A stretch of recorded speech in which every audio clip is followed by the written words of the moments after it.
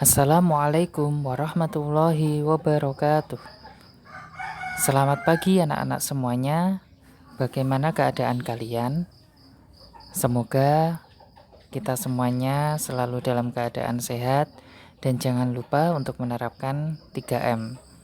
Selalu memakai masker, menjaga jarak, dan juga mencuci tangan dengan sabun, ya. Dan kita berdoa semoga semuanya mendapatkan keselamatan dari Allah, semuanya terbebas dari virus corona ini, dan Allah segera mengangkat pandemi corona ini. Amin ya robbal alamin. Anak-anakku semuanya, pada hari ini bersama Ustadz Arif kita akan belajar bersama mata pelajaran Al-Quran Hadis, yaitu hadis tentang niat. Oleh karena itu, hayya bina nabda tersana bikiro atil basmalah. Bismillahirrahmanirrahim.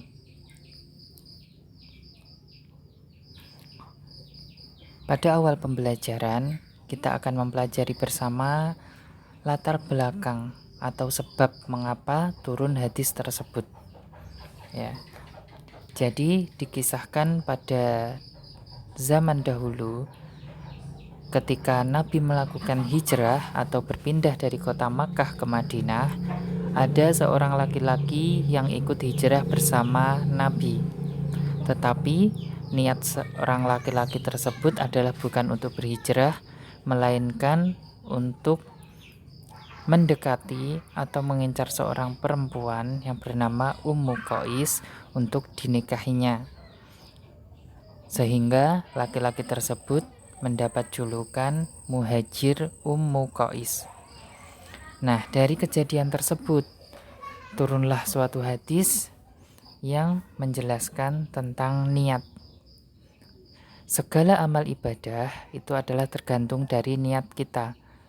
Apabila niat kita semata-mata karena Allah, insya Allah amal ibadah kita akan diterima. Tetapi apabila niat kita karena hal-hal yang lain, maka kita akan mendapatkan hal-hal lain tersebut. Jadi niat adalah syarat utama sebelum kita melakukan suatu ibadah. Selanjutnya kita akan masuk pada inti pembelajaran hari ini, yaitu mengenai lafal hadis tentang niat. Qala Rasulullah sallallahu alaihi wasallam, innamal a'malu binniyati wa innama likulli imri'in ma nawa. Faman kanat hijratuhu ila dunya yusibuha au ila imra'atin yankihuha fahijratuhu ila ma hajara ilaihi. Rawahul Bukhari. Yang artinya, Rasulullah Shallallahu Alaihi Wasallam bersabda, semua amal bergantung pada niatnya, dan setiap orang akan mendapatkan apa yang diniatkannya. Barang siapa yang hijrahnya karena dunia yang ia tuju atau wanita yang ingin dinikahinya, maka ia akan mendapatkan apa yang diniatkannya tersebut. Hadis riwayat Al-Bukhari.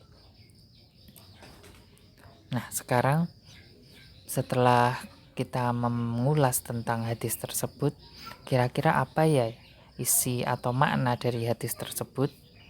Ya, berikut kita akan membahas kandungan mengenai hadis tentang niat. Pada lafal innamal a'malu binniyati menunjukkan bahwa amal perbuatan dianggap sah jika disertai dengan niat. Misalnya, ketika ingin melakukan sholat, maka kita melafalkan niat terlebih dahulu, ya, bahwa niat itu dilafalkan dalam hati, tidak perlu dengan suara yang keras. Ketika kita akan membayar zakat, maka hati kita juga melafalkan niat. Ketika kita ingin berpuasa, maka kita juga melafalkan niat. Niat dari apa yang kita lafalkan pasti berbeda-beda. Niatnya ingin sholat, niat ingin berzakat, niat ingin berhaji, niat ingin berpuasa, pasti berbeda-beda. Nah, maka niat yang kita ucapkan itu harus semata-mata karena Allah. Jangan sampai memasukkan karena tujuan yang lain. Misalnya kita sholat karena ingin dipuji, kita berzakat karena ingin dipuji. Ya, seperti itu tidak diperbolehkan. Karena nanti tidak akan mendapatkan apa-apa dari apa yang kita lakukan, dari ibadah yang kita lakukan. Jadi, setiap manusia yang akan melakukan suatu perbuatan pasti disertai dengan niat, ya, terutama pada ibadah kita sehari-hari. Selanjutnya, pada lafal wa innama likullim ri'in manawa, menegaskan pada kalimat yang pertama tadi, pada innamal a'malu binniyati, ya, bahwa seseorang akan mendapatkan sesuatu seperti yang telah diniatkan sebelumnya. Misalnya, kita bekerja untuk mendapatkan uang, maka niat kita adalah untuk mendapatkan uang. Jadi, kita pasti mendapatkan uang, tetapi belum tentu nanti uang yang kita terima akan menjadi berkah, ya, atau membawa keberkahan untuk kita. Karena niat kita hanya semata-mata untuk mendapatkan uang. Tetapi jika kita bekerja atau kita melakukan suatu perbuatan kita niatkan untuk beribadah, maka kita tentunya akan mendapatkan pahala dari niat yang kita lafalkan tadi, dari apa yang kita niatkan, dan juga kita akan mendapatkan hasil dari pekerjaan yang kita laksanakan. Pada lafal yang terakhir, faman kanat hijratuhu ila dunya yusibuha au ilam ra'atin yankihuha fahijratuhu ila ma hajara ilaihi, menjelaskan bahwa jika niatnya ingin mendapatkan urusan dunia atau menikahi seorang wanita, maka dia akan mendapatkan apa yang diniatkan tersebut dan tidak akan mendapatkan yang lainnya, karena niatnya hanya pada hal-hal tersebut.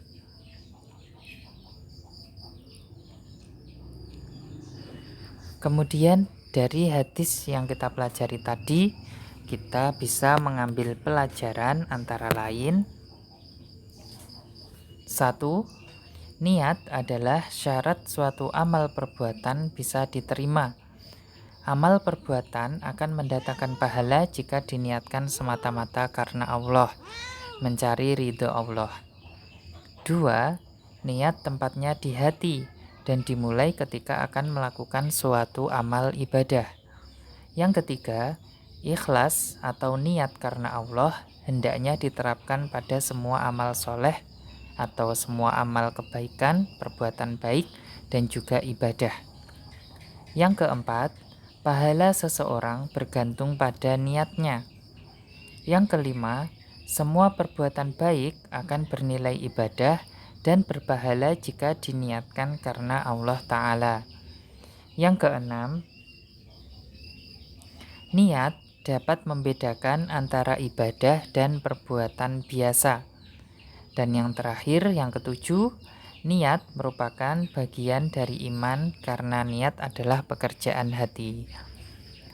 Ya, demikian tadi anak-anak pembahasan kita, pembelajaran kita mengenai hadis tentang niat. Semoga apa yang kita pelajari pada hari ini membawa manfaat untuk kita bersama dan juga bisa diaplikasikan dalam kehidupan sehari-hari kita. Dan semoga apa yang telah kita lakukan semuanya memang karena semata-mata untuk mencari ridho Allah dan juga mendatangkan pahala dan mendatangkan keberkahan untuk kita semuanya. Terima kasih atas perhatiannya. Ustadz Arif akhiri pembelajaran hari ini. Kita akan bertemu pada pembelajaran berikutnya insya Allah. Kita akhiri hayya bina nahtatim darsana bikiraatil hamdalah wa kafaratil majlis.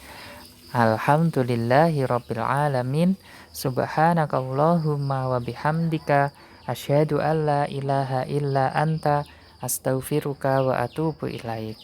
Wassalamualaikum warahmatullahi wabarakatuh.